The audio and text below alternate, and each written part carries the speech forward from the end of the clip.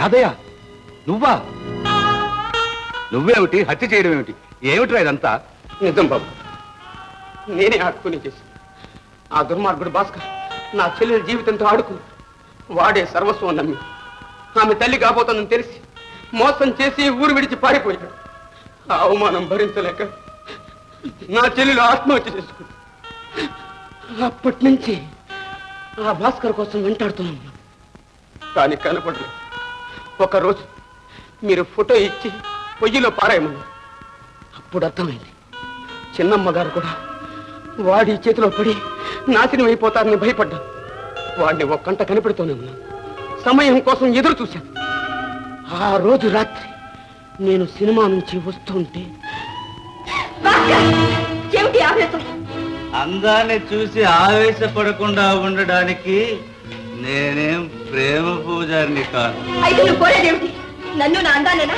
అవును, అందాన్ని పొందాలి, ఆస్వాదించాలి, అనుభవించాలి. పెళ్ళయ్యాక నన్ను ముట్టుకోవడానికి వీలేదు. ముట్టుకోవడం కాదు,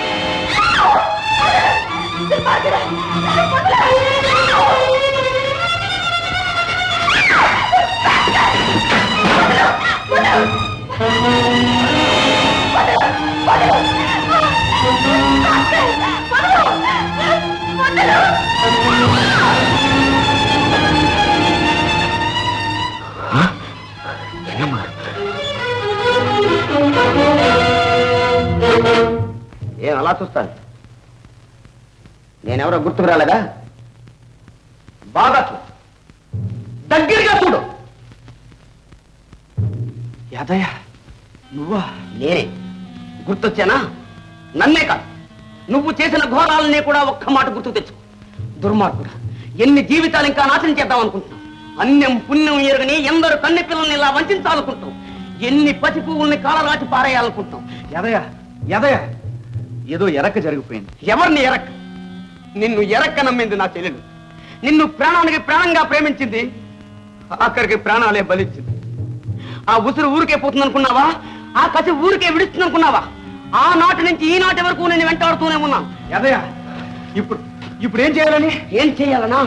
నీ రక్తం కళ్ళ చూడాలని, నిన్ను నా చెల్లెలున్న లోకానికి పంపించాలని.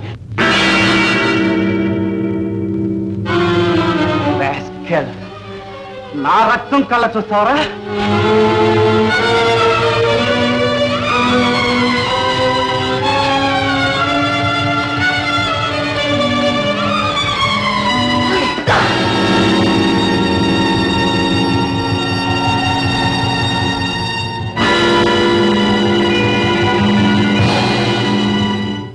అలా వాడి కత్తికి వాడే బలైపోయాడు. నా చేతులారా నే చంపకపోయినా నా కసి తీరింది. ఇక మీరే శిక్ష విధించినా నేను సిద్ధంగా ఉన్నా. హోషయ్య గారు, ఇప్పుడేమంటారు? నిప్పు ఒక చోట, పొగ ఒక చోట. నేరం ఒకరిది, శిక్ష మరొకరిది. ఇలాగే మా నాన్నగారి విషయంలో కూడా ఎందుకు జరిగి ఉండకూడదు? జరిగుండొచ్చు. జరిగిందని రుజువు చేస్తే మీరేం చేస్తారు? పశ్చాత్తాపడతాం. కానీ మా అమ్మగారి పసుపు కుంకుమ మాత్రం తిప్పివ్వలేరుగా. పోనివ్వండి. కానిస్టేబుల్, హోషయ్య గారు ఎవరో మీకు తెలుసా? రంగనాథం మా అబ్బాయి ప్రాణ స్నేహితుడు. ప్రాణ స్నేహితుడు కాదు, ప్రాణాలు తీసిన స్నేహితుడు. చెప్పలేదాం? అవును, నేనే. మీ అబ్బాయిని ఖూనీ చేసి నగలు కాజేసింది నేనే. నువ్వా? అవును బాబు, నేను చేసిన ఖూనీ మీ అల్లుడి మీదుగా పోయింది. నేను తప్పించుకున్నాను.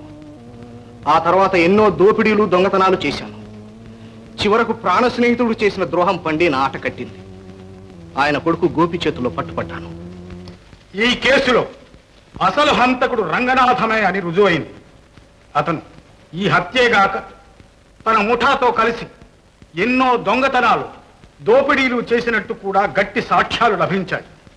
గనుక ఐపీసీ 302వ సెక్షన్ ప్రకారం ఈ రంగనాథానికి యావజ్జీవ కారాగార శిక్ష విధిస్తున్నాం. భాస్కర్ హత్య కేసులో హంతకుడు తానేనని యాదగిరి ఒప్పుకున్నా హత్య జరిగిన రోజున భాస్కర్ని చంపాలనే ఉద్దేశంతో యాదగిరి అక్కడికి వెళ్ళలేదు.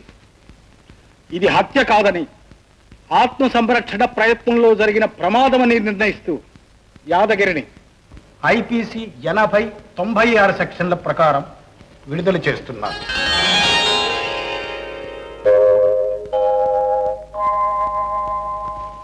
ఈ హత్యా నేరాన్ని కుటుంబ గౌరవం కోసం తనపై వేసుకున్న చిరంజీవి అనురాధను కూడా నిర్దోషి అని విడుదల చేస్తున్నాం.